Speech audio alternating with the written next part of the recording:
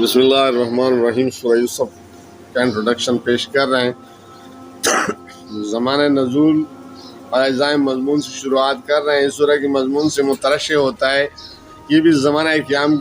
مکہ کے آخری دور میں نازل ہوئی ہوگی، جبکہ قریش کے لوگ اس مسئلے پر غور کر رہے تھے کہ نبی صلی اللہ علیہ وسلم کو قتل کر دے یا جلا وطن کرے یا قید کرے۔ اس زمانے میں بعض کفار مکہ نے غالباً یہودیوں کے اشارے پر نبی صلی اللہ علیہ وسلم کا امتحان لینے کے لیے آپ صلی اللہ علیہ وسلم سے سوال کیا کہ بنی اسرائیل کے مصر جانے کا کیا سبب ہوا۔ چونکہ اہل عرب اس قصے سے ناواقف تھے، اس کا نام و نشان تک ان کے ہاں کی روایت میں نہ پایا جاتا تھا، اور خود نبی صلی اللہ علیہ وسلم کی زبان سے بھی اس سے پہلے کبھی اس کا ذکر نہ سنا گیا تھا۔ اس لیے انہیں توقع تھی کہ آپ صلی اللہ علیہ وسلم یا تو اس کا مفصل جواب نہ دے سکیں گے یا اس وقت ٹال مٹول کرنے کے بعد کسی یہودی سے پوچھنے کی کوشش کریں گے، اور اس طرح آپ کا برم کھل جائے گا۔ لیکن اس امتحان میں انہیں الٹی منہ کی کہانی پڑی۔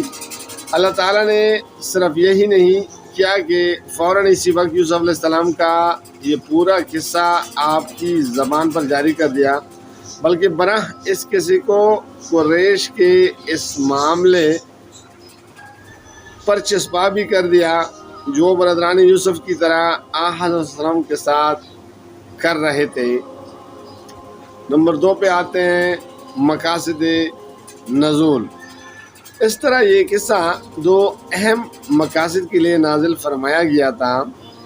ایک یہ کہ محمد صلی اللہ علیہ وسلم کی نبوت کا ثبوت، اور وہ بھی مخالفین کا اپنا منہ مانگا ثبوت بہم پہنچایا جائے، اور ان کے خود تجویز کردہ امتحان میں یہ ثابت کر دیا جائے کہ آپ سنی سنائی باتیں بیان نہیں کرتے، بلکہ فی الواقعہ آپ کو وحی کے ذریعے سے علم حاصل ہوتا ہے۔ اس مقصد کو آیت نمبر 3 اور 7 میں بھی صاف صاف واضح کر دیا گیا ہے، اور آیت نمبر 102 103 میں بھی پورے زور کے ساتھ اس کی تصریح کی گئی ہے۔ دوسری یہ کہ سرداران قریش اور محمد صلی اللہ علیہ وسلم کے درمیان اس وقت جو معاملہ چل رہا تھا، اس پر برادران یوسف اور یوسف علیہ السلام کے قصے کو چسپا کرتے ہوئے قریش والوں کو بتایا کہ آج تم اپنے بھائی کے ساتھ وہی کچھ کر رہے ہو جو یوسف علیہ السلام کے بھائیوں نے ان کے ساتھ کیا تھا، مگر جس طرح وہ خدا کی مشیت سے لڑنے میں کامیاب نہ ہوئے اور آخرکار اسی بھائی کے قدموں میں آ رہے ہیں جس کو انہوں نے کبھی انتہائی بے رحمی کے ساتھ کنویں میں پھینکا تھا، اس طرح تمہاری زور آزمائی بھی خدائی تدبیر کے مقابلے میں کامیاب نہ ہو سکے گی، اور ایک دن تمہیں بھی اپنے اسی بھائی سے رحم و کرم کی بھیک مانگنی پڑے گی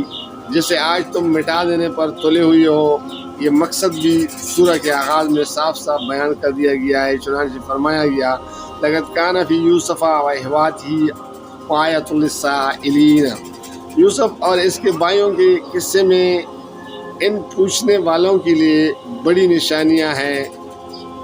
حقیقت یہ ہے کہ یوسف علیہ السلام کے قصے کو محمد صلی اللہ علیہ وسلم اور قریش کے معاملے پر چسپا کر کے قرآن مجید نے گویا ایک صریح پیشگوئی کر دی تھی، جسے آئندہ 10 سال کے واقعات نے حرف بحرف صحیح ثابت کر کے دکھا دیا۔ اس سورہ کے نزول پر 1.5-2 سال ہی گزرے ہوئے ہوں گے۔ قریش والوں نے برادران یوسف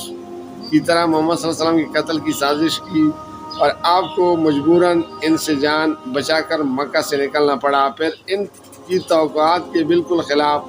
آپ کو بھی جلا وطنی میں ویسے ہی عروج و اقتراح نصیب ہوا جیسے یوسف علیہ السلام کو ہوا تھا۔ پھر فتح مکہ کے موقع پر ٹھیک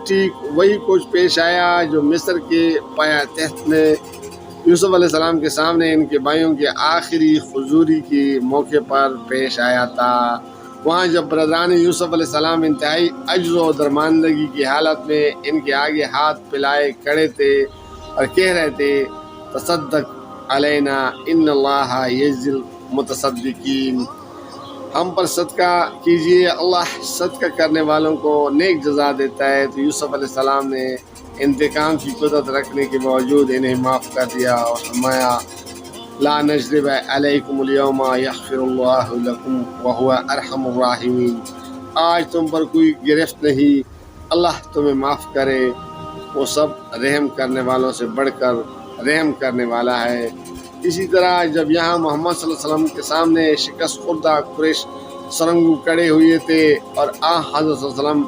ان کے ایک ایک ظلم کا بدلہ لینے پر قادر تھے، تو آپ نے ان سے پوچھا تمہارا کیا خیال ہے کہ میں تمہارے ساتھ کیا معاملہ کروں گا؟ انہوں نے عرض کیا کریم و ابن کریم، آپ ایک علی ظرف بھائی ہیں اور ایک علی ظرف بھائی کے بیٹے ہیں۔ اس پر آپ صلی اللہ علیہ وسلم نے فرمایا فَأَنَّ أَقَوْلَ لَكُمْ قَالَ كَمَا قَالَ يُوسُفُ لِإِخْوَتِهِ لَا نَضْرِبْ عَلَيْكُمُ الْيَوْمَ اذْهَبُوا فَأَنْتُمُ الطُّلَقَاءُ، میں تمہیں وہی جواب دیتا ہوں یوسف علیہ السلام نے اپنے بھائیوں کو دیا تھا، آج تم پر کوئی گرفت نہیں، جاؤ تمہیں معاف کیا گیا۔ جزاک اللہ، فی امان اللہ۔